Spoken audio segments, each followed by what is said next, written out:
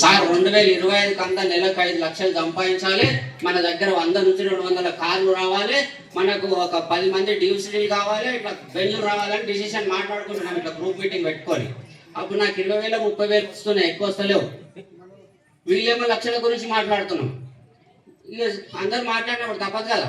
సరే సరే సరే ఇప్పుడు మీరు కానీ వస్తారంటే వస్తాం వస్తాం వస్తాం ఇంటికి పోయినాక తీసుకుంటా నేను కూడా అంతే. ఎంతమంది అట్లా అనుకుంటున్నారు?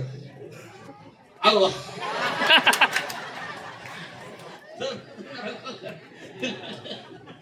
సార్ ఇంకేదో అనుకోని చేస్తున్నాం. కానీ ఆ రోజు డిసిషన్ తీసుకున్నది నిజంగా వాస్తవమైందండి. మేము రాత్రి అనక పగలనక అప్పుడే చెప్పినట్టు విన్నాము. 2025 కంతా 100-200 కార్లు అనుకుంటే మన దగ్గర 500 కార్లు వచ్చినాయి.